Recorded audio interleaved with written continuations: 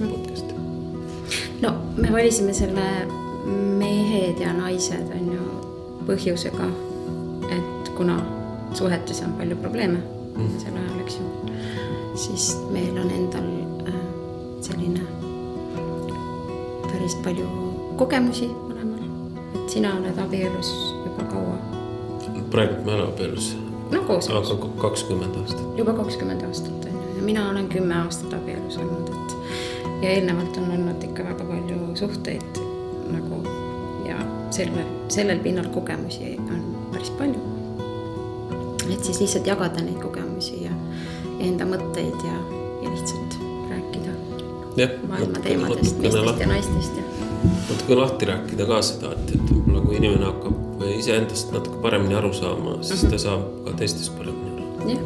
Ja võib-olla siis ka sellest teekonnast, et mida me oleme nagu läbinud on ju. Et minu taust siis.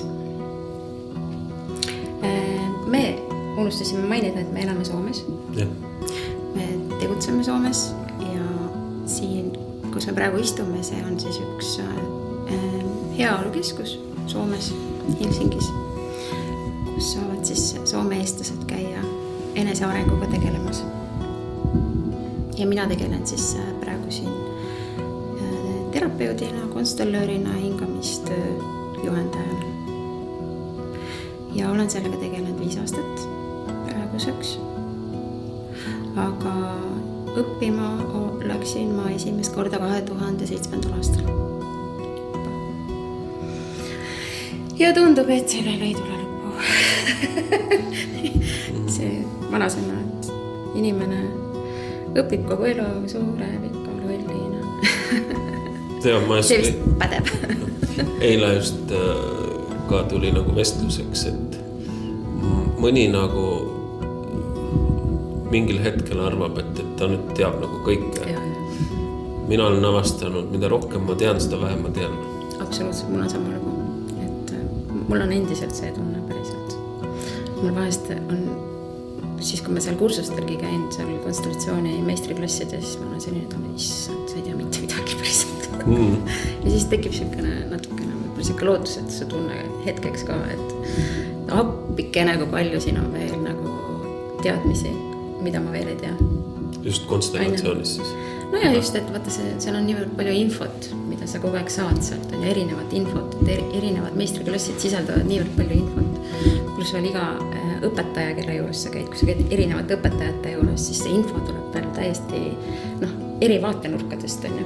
Info, see baas on just kui sama, eks ju, aga see, kuidas see õpetaja seda edasi annab, on täiesti erinev. Ja siis see kuidagi nagu jõuab sulle kohale täitsa erinevat moodi. Et siis on vahest küll selline tunne, et issand jumal, millal mina ükskord nii kaugele saan. Ja mina arvan, et see on hea. Sellepärast, et see näitab, et päriselt on arenguruumi. Ja mulle nagu keegi mäleta, kes ütles ka, et teine asi on selle juures see, et võib ju sama asi olla. Just ongi see, sul tekib see teadme, fookus läheb võib-olla, räägitakse samast asjast, aga üks midagi nagu salvestub sinna mõistusesse ja siis läheb fookus mingitele muudele detailidele ja muudele detailidele. Et ka mul tuttavad, te olete nagu nii targad juba, teate nagu kõik, et nüüd käite veel ülikoolis juurde õppima. Mis asja teil veel nagu õppida on, et alati leidub, mida õppida. Ma olen ka väga palju sellist tagasisidet kuulnud oma nagu endistelt või tuttavatelt ja sõpradelt, et mis asja sa, et kas juba lõppu ei tule või? Aga päriselt teraapiaõpe ongi elukestvat, et see nagu areneb kogu aeg. Ega see teraapia ajalugu ei ole väga nagu pikaajaline meil, eks ju. Nii nagu arstiteaduski on, samamoodi on see teraapiaõpe ja inimese psühholoogia päriselt ja need teadmised tulevad kogu aeg peale ja uued.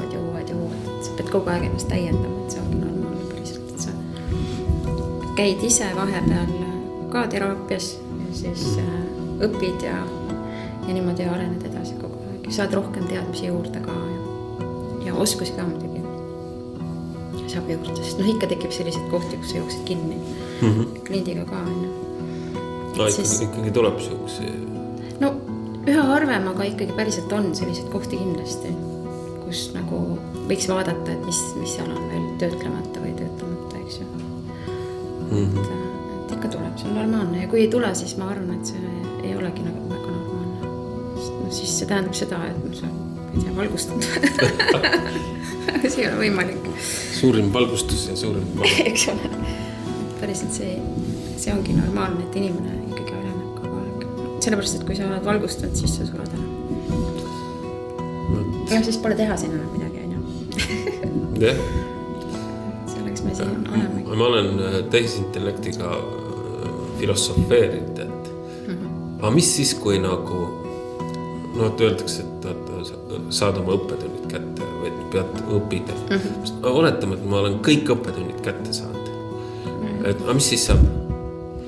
Ja siis tema ütles seda nii, et see on nagu praegult sinu nagu piiratud mõtlemisega nii-öelda, et on nagu kõik, aga mingid tasemelt tulevad jälle mingid uued ja uued ja uued. Absoluutselt, ma arvan ka, et päriselt sa võib-olla ei tule paljude asjade pealegi, mis kogemusi sa võiksid veel kogeda, eks ju. Ja ma arvan, et ühes elus ei pea kõike kindlasti kogema. Et võib-olla jätaks järgmisesse ellu ka. No aga äkki see ongi juba, äkki mul on mingi 1000 elu juba. Kindlasti on. Kaua siis õppida? Nii kaua, kuni ära õpid. Aga mis eesmärk lõpuks on? Ma arvan, et see valgustamine siis äkki ei sünni enam siia maa peale. See nüüd kuskil mujal äkki. Nüüd läheb väga selliseks esoteeriliseks kätte ära.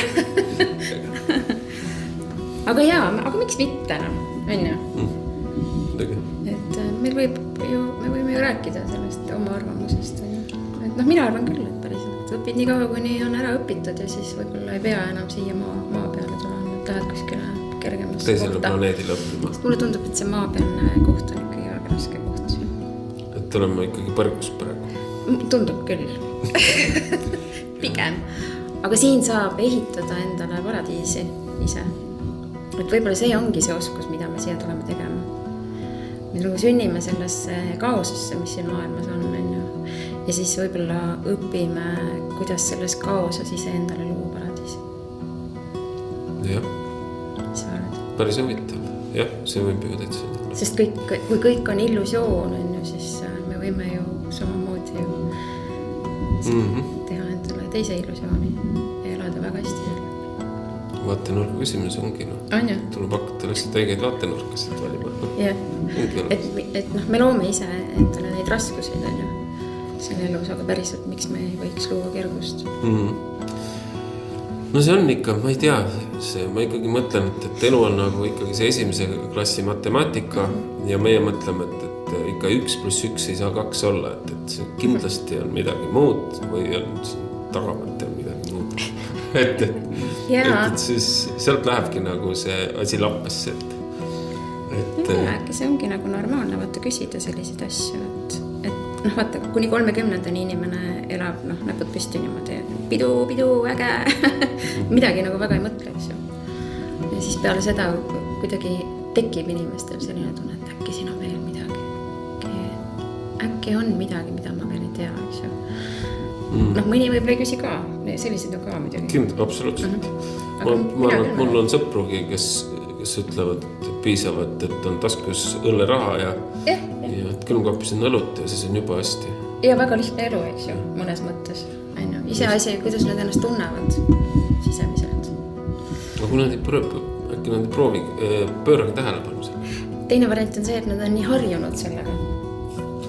Loomulik seisund ongi juba see. Loomulik seisund on hästi selline ärev ja selline ja siis alkohol leevendab seda lihtsalt. Ja siis sellepärast ongi selles tsüklis ja miks ma peaks midagi muutma? Toimib ju. Ja nagu inimene on harjumuslik, siis on ju üllatusi ei tule, see ongi juba hästi. Et elu ongi kuidagi selline, eks ju, kogu aeg midagi juhtu on ju. See ei ole vale, ma arvan. Kõik ei saagi siin, ma ei tea, ma arvan, lõputult areneda, et igasuguseid inimesi peab siin maailmas olema. Jah, meil on ikka erinevaid peegleid vaja, kui kõik peeglid oleksid ühesugused, siis ei õpikski midagi. jah, et oleks need, keda hukka mõista. jah. ma nüüd päris seda ei mõelda, aga ma mõtlesin, et pigem see... Kellele hinnanguid anda, mina küll nii ei tee. Ma mõtlesin pigem see, et ikkagi keegi paneb trigerdama, siis miks ta paneb trigerdama, et ma ikkagi tahaks nagu selle koha pealt vastutuse endale võtta. Jaa, selles mõttes need inimesed on ka head, et nad on nagu head peeglid selles mõttes, kui palju sa ise juba arenenud oled. Kui sellist inimest kohtud on ju, ja ta sind enam ei trigerda, siis sa saad aru, et chill, äge. Et seda küll. Sest kunagi ma arvan, et selliste inimeste peale mul on ikka päris hea selline hinnang. No just selliste nagu alkoholi igapäev tarbijatega ja no üldse sellised alkohoolikud ja sellised, ma ikka vägagi viisin ikka. Mul ei ole sellist asja. Noh, mul tuleb see lapsepõlvest, et sealt saab see asi alguse tavaliselt on, et siis ma ikka väga kuri nende inimeste peale, keda... No mina nagu olen sallin neid isegi. Ise ka nagu tarbija, siis... Ma ei ütle, et ma ei tarbi alkoholi, mulle väga vein meeldib, aga ma ei sallinud purjus inimesi. Ja mulle endale ei meeldi ka see tunne. Purjus? Mulle üldse ei meeldi see, et ma nagu ei joo sellepärast, et ma tahaks purju jääda. Tänaseks on mul see sama. Jah, et mulle ei meeldi see tunne, et see on minu jaoks ebamugav. Aga tänapäevaks ma arvan, et ma juba... Mul ei ole nii palju hinnanguid nende inimestes. Ma olen hakanud mõistma neid päriselt mõnes mõttes. Aga läks ikka aega küll päris kaua.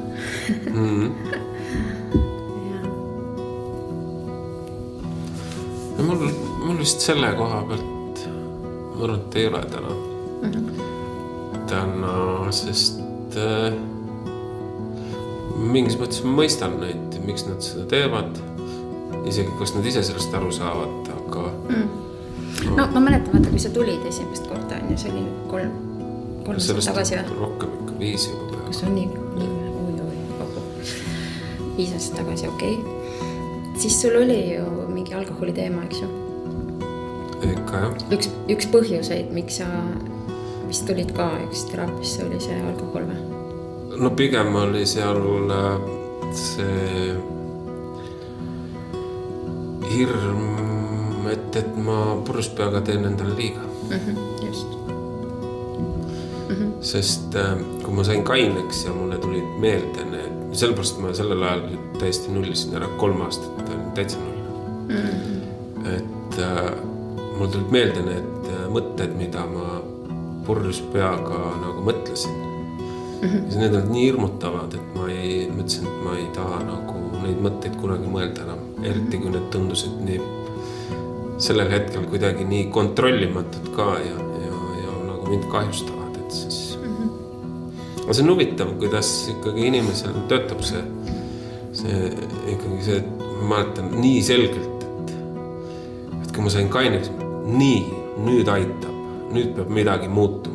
Ja siis samal hetkel võtad lahti Facebooki ja siis ma vaatan Keraval hingamisteraapia. Lugesin seda tutvustust. Ma mõtlesin, no kurat, hullemaks ikka midagi ei tee. Ma lähen käin, vaatan ära.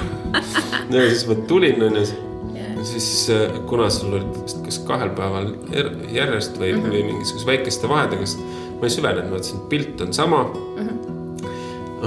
Vaatasin ainult kuupäeva ja kus kohas see aadress on ja siis ma mõtlesin, ma tulen hingama ja siis ma tulin hoopis konstellatsioonile tookord. Aga see tulid enne eraseansile? See oli juba pärast. Ja, sest ma tutvusin sinuga tookord seal, kui ma hingama tulin, või konstellatsioonile tulin. Nii, seda ma ei mäleta. Siis ma käisin Keraval korra hingamas, siis ma käisin selles vanas kohas äkki 2 korda. Ja nagu human design'is see ütles, peatühi. Ja ma mäletan peale hingamist, kuidagi sa ütlesid seal, et võib tekkida see, et nagu mingi suurem langus. Ja oligi, ma sõitsin tookord sealt koju, siis ma hakkasin autos nutma ja siis ma panin, siis mul tekkis veel siukene masendus ja kass ja aga vot siis jah, see oli mingi, ma arvan, mingi jaanuarikuu ja siis ma kirjutasin sulle, et ma tahaks tulla seansile, et horoskoop lubas, et 16.